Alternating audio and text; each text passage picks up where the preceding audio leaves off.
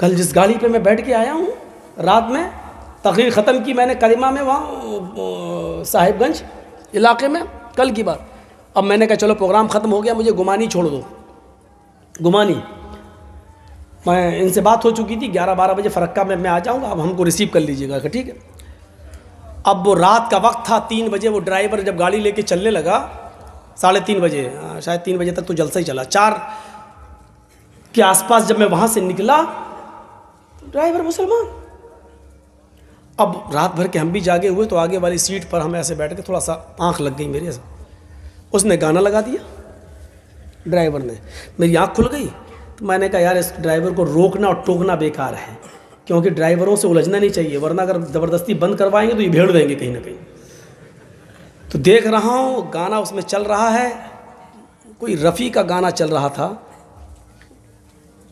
बहुत पुराना। अब ये उसमें गाना सुनता जा रहा और ऐसे करता रहा, गाड़ी चला रहा है। मैंने ऐसे देखा और वो भी उसके मुंह पे वो भी गुनगुनाता जा रहा है, यानी पूरा गाना उसको याद है, पूरा गाना।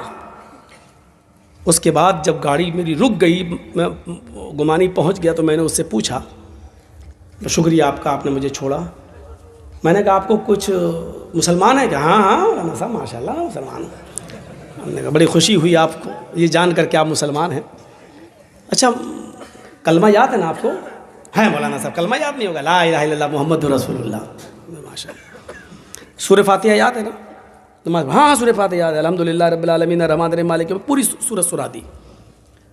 हमने कहा अच्छा सूरतें कितनी याद हैं? कहता मौलवी साहब वो तो 2 ही याद है बस। कौन कौन सी? का इन्ना आते ना कल कौसर और कुल हुवल्लाहु अहद अल्लाहु समद लम यलिद वलम यूलद वलम कुल लहू कुफुवन अहद। हमने कहा अच्छा और कोई एक सूरत? का नहीं है। आयतल कुर्सी? अरे मौलाना साहब आयतल कुर्सी तो 5-6 सूरतों के बराबर है, वो तो याद ही नहीं है। यही हमारा हाल है। चलो उसने कम से कम लाज रख ली कि सूरह फातिहा याद रही, उसको कलमा सुना दिया ला इलाहा इल्लल्लाह मुहम्मद रसूलुल्लाह। वरना एक बार तो हम फंस गए थे बाराबंकी इलाके में, भीख मांगता हुआ आ गया मेरे पास, अल्लाह के नाम पे दे दो, अल्लाह हूँ। मैंने कहा भाई क्या मुसीबत है? जोहर का वक्त था। मैंने कहा अच्छा इधर आ, क्या चाहिए? अल्लाह। हमने कहा नमाज नहीं पढ़ते हो तुम? अरे मौलाना साहब उस मस्जिद से मैं निकला हूँ अभी नमाज पढ़कर। हमने कहा हो सकता है भाई हम लोग जल्दी पढ़ लेते हैं, ये देर से पढ़ के निकला होगा ये। तो हमने कहा भाई नमाज पढ़ के निकले होगा?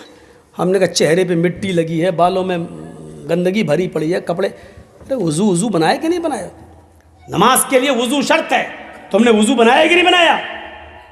कहता है मौलाना साहब मैंने वज़ू मंगल को बनाया था।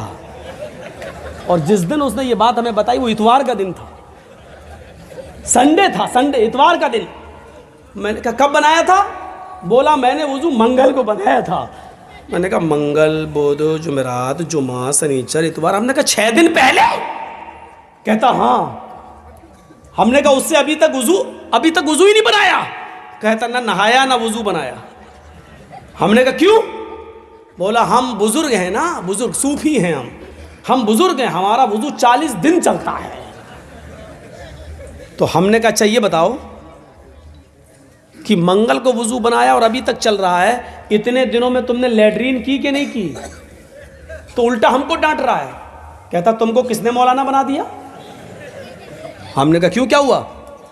कहा ये बताओ लैट्रीन लगेगी तो लैट्रीन करेगा नहीं कोई आदमी? तो हमने कहा वही पूछ रहा हूँ की क्या नहीं की? अरे रोज करता हूं मैं। हमने कहा पेशाब है? पेशाब तो दिन भर में 3-4-5 बार करता हूं। हमने कहा सोते हो कि नहीं सोते हो? कहा नींद आएगी तो सोएंगे नहीं।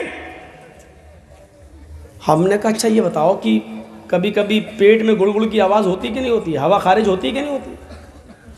कहता अरे मौलवी साहब तुम कैसी बातें कर रहे हो, ये बताओ कि ये तो नेचुरल चीज़ है यार, ये तो फितरत है, ये तो हवा जब पास होगी तो होगी। हमने कहा हुई कि नहीं हुई? कहाँ हुई? हमने कहा हवा भी तेरी पास हुई, पेशाब भी तू कर रहा है, लैट्रीन भी तूने की, सोया भी तू, सारे काम तू कर रहा है और अभी तक तेरा वजू टिका हुआ। भाई ये वजू है या लोहे का लट्ठा जो टूटता ही नहीं? क्या है ये? कहता आप हमारी इंसल्ट कर रहे हो। मैंने कहा उतारो जूता, अभी बताऊंगा इंसल्ट क्या होती है, भाग कमीना कहेगा। फिर उसी के आदमी आ गए, कहने लगा मौलाना ये पागल है दिमाग से, हम लोगों में भी ऐसा नहीं है। अरे पेशाब पैखाना करने से अच्छे अच्छों के वजू टूट जाते हैं, ये क्या है, ये बेचता क्या है। ऐसे लोग भी मिले हैं जिनको कुछ याद नहीं था। एक आदमी के रिक्शे पे सवार हो गए, उससे पूछा साहब, हमने कहा चलो मस्जिद में अजान का टाइम हो गया, नमाज़ पढ़ लेते हैं, आप भी आइए। कहता मौलाना साहब आप नमाज़ पढ़ लीजिए, बस यही एक कमी है कि मैं नमाज नहीं पढ़ता हूँ, और तो मेरा बकिया पूरा इस्लाम ठीक है। हमने कहा हो सकता भाई नमाज नापाक हो, नहीं जा रहा हो मस्जिद में। नमाज़ पढ़ के हम निकले, 2 रकात पढ़ना थी, मुसाफिर थे, फिर उसके रिक्शे पे बैठ के चले। चलते चलते मैंने कहा भाई रमज़ान का महीना है, नमाज आप नहीं पढ़ रहे हैं, रोज़ा तो आप रखते ही होंगे। अरे मौलाना साहब बड़ी मेहनत करना पड़ती है, रिक्शा चलाना पड़ता है, बस यही एक कमी और है कि मैं रोज़ा नहीं रखता हूँ, वरना पूरा इस्लाम मेरा ठीक है। लास्ट में जब हम उतरे तो मैंने उससे कहा कि अच्छा एक बात, पैसा उसको दिया, 15 रुपये उसने मांगे थे, कई साल पहले की बात है, मैंने उसको 15 रुपये दिए। तो मैंने कहा अच्छा भाई चलते चलते थोड़ा सा कलमा ही सुना दो, तुम कलमा याद है तुम्हें? कहता बस मौलवी साहब कलमा ही याद नहीं और मेरा पूरा इस्लाम बिल्कुल ठीक है। मैंने कहा वाह साहब, कलमा तुझे याद नहीं और तेरा इस्लाम ठीक है, ये कौन सा इस्लाम है जो बिल्कुल ठीक ठाक है?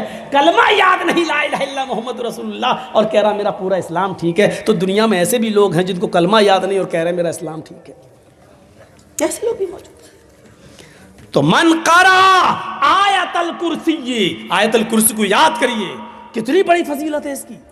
हम इस दुनिया में क्यों आए? सिर्फ खाने और पीने और अपने माँ बाप की गाड़ी कमाई को ऐशो आराम में उड़ा देने के लिए, जुए और सट्टे में उड़ा देने के लिए, लॉटरी खरीदने के लिए, सूद और ब्याज में उड़ा देने के लिए, शराब पीने के लिए, गांजा और स्मैक और हीरोइन और ब्राउन शुगर इस्तेमाल करने के लिए, बस इसलिए हम इस दुनिया में पैदा हुए हैं क्या? अपने आप को पहचानो। कुरान तुम्हारे पैदाइश का मकसद बता रहा है, वमा खलक़तुल जिन्ना वल इंसा इल्ला लियअबुदून। ओ मेरे बंदो, मैंने तो तुम्हें इस दुनिया में भेजा है, इस दुनिया में पैदा किया है तो सिर्फ इसलिए किया है ताकि तुम मेरी ही इबादत करो, मेरी ही पूजा करो, मेरी ही भक्ति करो, मेरे अलावा किसी और की इबादत न करो। इस दुनिया में तो इंसान इबादत के लिए आया है। अच्छा, मैं किसी को खड़ा करके आयतल कुर्सी सुनता हूँ, कैसा लगेगा? आप कल सुबह होके कहेंगे मौलाना साहब ये काम गलत किया आपने। सबके सामने किसी की इंसल्ट करना अच्छी बात थोड़ी है।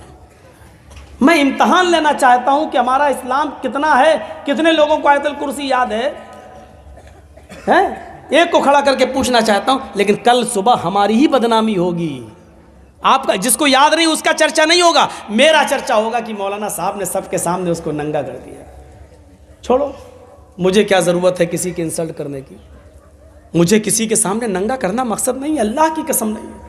हज़रत उमर फ़ारूक के ज़माने में एक मस्जिद के अंदर किसी की हवा खारिज हो गई, एक सहाबी की, बदबू आ गई। अब नमाज का टाइम खड़ा है। हज़रत उमर फ़ारूक ने कहा अगर जिसकी हवा खारिज हुई हो वो जाए और वज़ू बना के दोबारा आ जाए, तब तक हम नमाज अभी खड़ी नहीं कर रहे हैं, अभी हम नमाज के लिए खड़े नहीं हो रहे हैं। जाओ, अब शर्म की वजह से वो जा नहीं रहा, जिसकी हवा खारिज हो गई बैठा। हज़रत उमर ने 3 बार कहा जाओ ना, ये तो तय है कि हवा किसी की खारिज हुई है, लेकिन अब कोई न तो बता रहा है और न जा रहा है उठ के। तो एक सहाबी ने कितना अच्छा मशवरा दिया, कहा अमीरुल मोमिनीन एक काम कीजिए ना, हम सब लोग वज़ू बना लेते हैं दोबारा, हम सब लोग दोबारा वज़ू बना लेते हैं, उसमें वो आदमी भी शामिल हो जाएगा जिसका वज़ू टूट गया है, और उस आदमी की इंसल्ट भी नहीं होगी, और हम लोग दोबारा वज़ू बना लेंगे तो एक सवाब भी मिल जाएगा, और उस आदमी की हम इज़्ज़त बचा भी लेंगे। हज़रत उमर ने कहा मैं खुश हुआ तुम्हारे इस मशवरे से, चलो हम सब वज़ू बना लेते हैं, दोबारा वज़ू। मेरा मकसद ही नहीं है किसी को जलील करने का, हम खड़ा करके क्यों आपसे पूछेंगे? आयतल कुर्सी, लेकिन एक मैसेज देना चाहता हूँ। मैंने ये देखा कि जब मैंने कहा अच्छा मैं किसी को खड़ा करता हूँ, तो मैंने चेहरे देखे आपके फर्राटे लेनू, बहुत सौ के सर नीचे हो गए, कहीं हमको खड़ा ना कर दे। और ये मालूम नहीं जिसका सर नीचे होता मैं उसी को खड़ा करता हूँ। हमने भी तो 20 सालों से तक़रीरें की हैं, हम भी तो समझ गए हैं कि जैसे टीटी चेहरा देख के पहचान लेता है कि कौन टिकट वाला है, कौन बिगड़ टिकट। हम भी समझ जा, इतना तो समझ ही गए कि किसको याद होगी और किसको नहीं याद होगी। लेकिन इंसल्ट करना मेरा मकसद नहीं, सिर्फ इतना कहूँगा जिनको याद नहीं है वो याद करें, इतनी बड़ी फजीलत है।